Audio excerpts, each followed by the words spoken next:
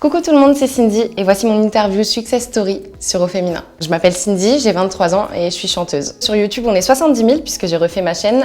Sur Instagram, on est 216 000 je crois. Sur Twitter, 98 000 et sur Facebook, 270 000. J'ai commencé la musique vraiment professionnellement il y a 5 ans, en 2013 avec l'émission Popstar, mais je pense que j'ai toujours chanté avant ça. Mon histoire avec la musique, elle a commencé d'abord par les covers il y a 10 ans. Après ça, en fait, je me suis dit pourquoi pas essayer un concours de chant régional. J'avais pas gagné, mais j'avais eu des bonnes notes. Donc ça m'a motivée à en refaire d'autres et c'est comme ça que je suis tombée sur le casting de Popstar. J'ai envoyé ma vidéo via un lien en fait et c'était à 2 jours du casting, hein, donc vraiment c'était maintenant ou jamais. Donc j'ai rempli mon formulaire, j'ai envoyé ma cover et le lendemain j'ai reçu un mail qui m'invitait à venir passer le casting en me disant que j'avais été présélectionnée. Le casting s'est fait sur 2 jours, on a d'abord une présélection avec des coachs vocaux, ensuite on passe devant le vrai jury et les vraies caméras et c'est là que tout a commencé pour moi. J'ai eu ma première expérience en fait professionnelle de télé. Elle m'a mis en compétition avec d'autres talents et elle m'a appris à regarder ce que moi je suis capable de faire plutôt que d'essayer de faire comme les autres. J'ai été grave soutenue par mes proches pendant cette période-là. On vivait tous un peu un rêve à ce moment-là. Même si bon, la télé c'est pas toujours très évident, ça reste quand même une construction de personnages et j'en ai parlé d'ailleurs sur ma chaîne de comment j'ai bien vécu l'expérience et comment je l'ai mal vécu aussi puisque j'étais très jeune, j'avais 17 ans. Mais j'ai eu grave le soutien de mes proches, de mes amis et tout, donc ça en reste une belle expérience. J'ai fait partie d'un groupe ensuite, donc la Team BS avec La Fouine, puisque La Fouine étant juré de l'émission, il m'a repéré dans cette émission-là. Aujourd'hui je suis en solo. L'avantage d'être en solo, c'est qu'il y a que moi en fait finalement. Donc je suis seule avec mon art, je peux l'exprimer de la meilleure des manières possibles. Lorsqu'on fait un groupe, on doit partager nos idées et accepter que nos idées soient pas toujours les bonnes. Alors les chanteurs et chanteuses qui m'inspirent en ce moment, je vais citer Beyoncé pour commencer parce que c'est une très grande inspiration, aussi bien en termes de musique qu'en termes de personnalité et de ce qu'elle dégage et de ce qu'elle véhicule comme combat, de ce qu'elle est. Dernièrement, j'ai un gros coup de cœur pour Ariana Grande. Enfin, je dis dernièrement, ça fait déjà 2-3 ans. À la base, je voulais pas être chanteuse parce que je considérais pas que c'était vraiment un métier. Je m'en refais un peu d'avoir pensé comme ça, mais c'est vrai qu'à une période de ma vie, j'étais plus dirigée vers vraiment les études. Je voulais être avocate, je voulais être hôtesse de l'air, je voulais être vétérinaire. Et en fait, la musique s'est présentée à moi et je dirais plus que c'est elle qui m'a choisie, finalement.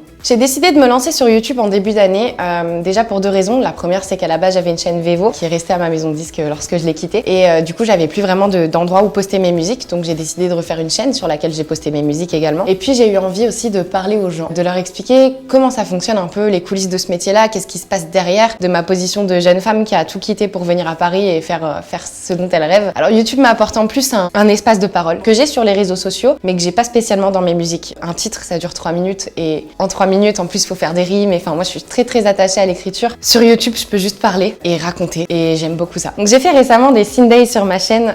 C'est un peu des vlogs journaliers en fait où je présente ma journée, ce que j'ai à faire aujourd'hui. Ma communauté me suit là-dedans. Je suis allée notamment à Londres avec ma meilleure amie. J'ai filmé un peu les coulisses des tournages de mon dernier clip, de ma dernière cover. Et puis voilà, enfin, c'est que du partage en fait. J'essaye de donner ce que je peux donner. Alors, les meilleurs souvenirs de voyage liés à mon métier, celui qui me marque le plus cette année, c'est Los Angeles que j'ai fait en février puisque j'ai pris une claque monumentale vraiment en rentrant de Los Angeles. J'ai remis plein de choses en question et c'est là d'ailleurs que j'ai lancé ma chaîne YouTube. Je me suis dit, est-ce que vraiment j'ai envie de me contenter de ce que je suis aujourd'hui et de ce que je fais aujourd'hui? La réponse a été clairement non. Tous mes voyages m'apportent toujours quelque chose. Lorsque tout ça a commencé, c'est vrai que j'étais encore scolarisée, j'étais en première lorsque l'émission Popstar a démarré. Au début, c'est un peu bizarre, on va pas se mentir, parce que d'un coup, tous les regards se tournent sur moi. Mais j'ai eu la chance d'être vraiment soutenue par mes copines et accompagnée par mes profs, ce qui fait que malgré le fait que pendant mon année de bac, j'étais vraiment en plein dans mes concerts. Lundi, mardi, j'étais en cours. Mercredi, jeudi, vendredi, samedi, dimanche, j'étais sur Paris en train de faire de la promo ou des concerts ou d'être en studio. Et à la fin de l'année, j'avais mon bac et j'ai eu la chance d'avoir vraiment des profs qui m'envoyaient les cours tous les soirs. J'ai eu la chance de pas